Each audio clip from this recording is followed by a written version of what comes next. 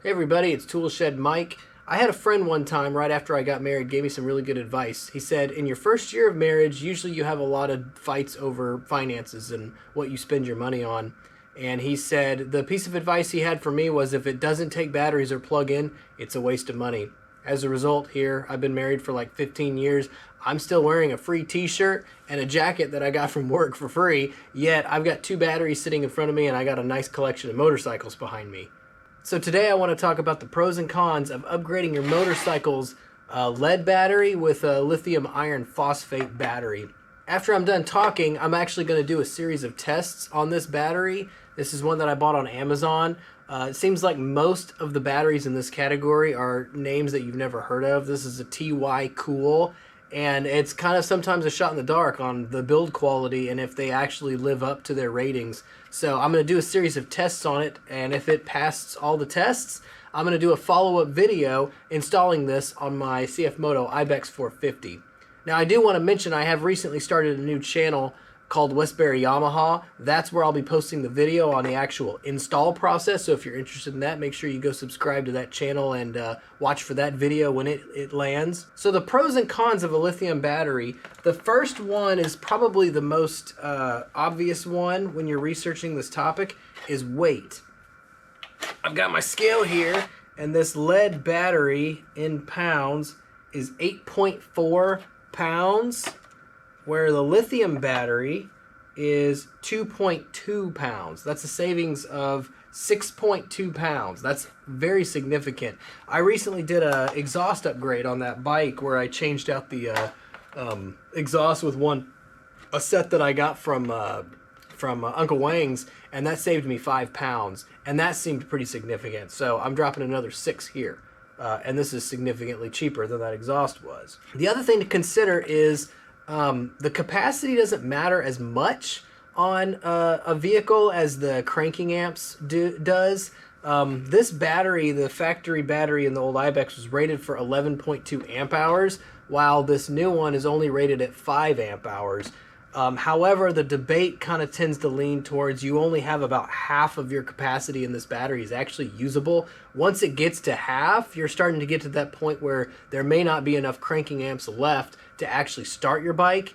And then also once you get below half, you actually start damaging your battery. That doesn't really happen on lithium batteries because they have BMSs in them, and their curve is their voltage drop is a lot less severe. So if this battery, let's say it had 10% capacity in it, it's not really hurting the cells. The BMS is making sure that the cells aren't going to deplete to the point where they're actually doing damage. And then it's also going to still have a lot of that cranking amps to probably still be able to start your bike. But even that capacity, I mean, if you've got a battery that's just sitting there with 10%, that usually indicates you've got some other problem going on, like a parasitic drain, or maybe you left your headlights on or something like that. The point is you might actually be able to still get it to start a little bit easier off a lithium battery than you would a lead battery. Now, why you would want to consider a lead battery, they handle the quick discharge and the quick recharge way better than a lithium battery does. Usually they're either AGM or they're actually, they've got acid in them that can help kind of cool those cells, and so they're not as susceptible to heat buildup as lithium batteries are. When you pull serious amps from a lithium battery, you heat that battery up quickly, and that heat is what's going to destroy that battery. Now this battery is designed for that. It claims 350 cranking amps. I don't really have a way to test cranking amps. That's kind of arbitrary anyway, because it's like what voltage drop, right? Like, you know, it's kind of an arbitrary number, but whatever. However they ended up rating it, they say it's 350. So, but I will be able to test the capacity, which it claims to be 64 watt hour. And I am going to hook it up to a 100 amp load test and put that load on it to see how it handles it. But overall, I guess the takeaway there is if you're worried about your motorcycle or your lawnmower or whatever you're going to use this in having too fast of a recharge system, it might not be so great to put that load on a lithium battery, whereas a lead battery could probably take that a little bit better. However, I also want to point out one thing. If you've got a healthy electrical system in your bike, and you've got a brand new battery, and you put this thing in at 100%, you're going to start your bike. It's going to use a tiny bit of the power to crank it over to start it. And let's say it goes down to 99%. Well, it's going to recharge that 1% quick enough that it's not really having time to heat those cells up. So in general, I would say you're probably fine. Now, if your battery's constantly dead and you're only charging it on the charging system on your bike, it may over time kind of be a problem. I do want to share my personal experience, though. I don't generally have good luck with lead batteries. Mainly, they just kind of don't tend to last. I bought a Kawasaki Eliminator, and a month later, the battery was flat. I probably just got a bad battery, to be honest. But I don't tend to have that same bad luck with lithium batteries. Now, this is a new brand I haven't tried before, so my mileage may be different with this. I'll find out, especially after I load test it. That will kind of help me decide if it's a quality product or not. But all that to say, I haven't really had any problems with my lithium batteries. They seem to always have a charge when I need them. One of the cons, too, I almost forgot this, is they don't like cold, extreme cold as much. But to be quite honest, I don't really drive my bike in extreme cold. When I say extreme cold, I'm talking about 0 Fahrenheit, like below freezing, basically. Usually the BMSs in there are smart enough that when it gets that cold, it will prevent them from charging or discharging too much, just to kind of help. And then sometimes you just have to warm them up a little bit before they'll actually run. So, for instance, turn your bike to run, and then you've got your electronics, your headlight, maybe something like that. You run that for about a minute or two, and then that's drawing power, and it's enough to heat those batteries up enough to where now you can crank it. So now let's do some tests. Let's start with the load test, since it's a fully charged battery. Here's my load tester setup. I bought this thing a number of years ago on Amazon, and I've used it a ton. Basically down here at the bottom, well, you just hook your positive and negative over here to the side. It's also got other connectors that you can use. And then you pick how many amps you want to burn with this dial. The top is a coarse, and the bottom is fine. So I'm going to set it at about 1 amp. I usually like to test these things at about 1 amp. So there's 1 amp. And then I just let it sit. And what's going to happen is whenever this is completely depleted, the battery, it will stop, the timer will stop, and it will tell you how much energy and capacity was in the battery. And it's going to track the voltage over time. It's going to start, 13.5. It's going to start relatively high, and that's going to drop off as the battery depletes. But the BMS will kick in when it says the battery's dead. So I'm not worried about over discharging this battery. Here are my test results. I let it run overnight. I checked it in the morning. It was running at 1 amp, and the timer is about 5.5 hours. 1 amp at 5 hours would be 5 amp hours, which is what the battery was rated at. You can see I came in at 5.52 amp hours and energy rating of 68 watt hours. Overall, this performed better than its rating, which is a relief because sometimes these batteries don't meet their rated capacity.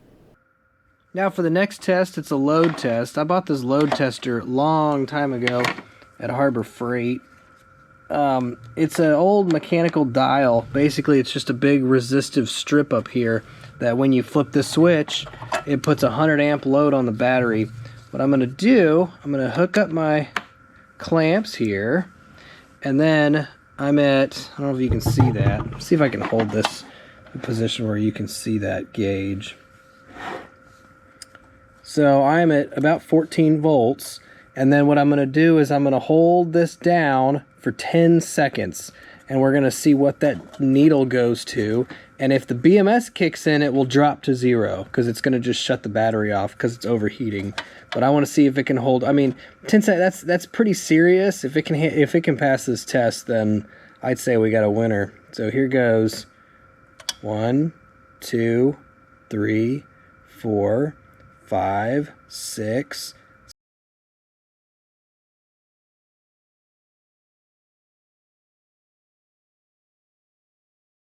7, 8, 9, 10. Wow, that stayed up around the 800 mark. That's really good for a battery that's rated. I mean, it's only a 100 amp load. That wasn't like a 300 so the amp or 500 voltage amp there is a little bit lower, which is fine. That's just the chemistry of the battery. So the voltage there is a little bit lower, which is fine. That's just the chemistry of the battery. But let's see how it holds up to a 10-second test. 1, 2, 3, 4, 5, 6, 7, 8, 9, 10. Okay, so it was down around 400. So at 100 amps, that lithium battery actually outperforms this lead battery, which is very impressive. This load tester is very hot with that resistive strip. Well, I'm happy with those results. The TYKOOL did very well, and it outperformed its rated watt-hour rating, and it actually beat the lithium battery as far as the cranking amps go. So I'm excited to get this thing installed. One tip I want to put out there, when you get stuff like this, you're going to forget, at least I do, I don't know. I like it when they stamp dates and stuff on these things, but a lot of times these ones from Amazon don't have that. So what I'm going to do is I'm going to throw a label on the side that's just got like when I purchased it and how it tested and the date. Because a year from now, 2 years from now, you know, you may go, if it's still working, you may not think twice about it. But I'm kind of at that point in my life now where 5 years can go by and I'll think, I just bought the thing like last year, didn't I? And so if it fails 5 years from now, I don't want to have that impression in my head that, well, this thing was garbage. 5 years may be a good lifespan. I don't really know. I haven't had these things long enough to really know what a reasonable lifespan is.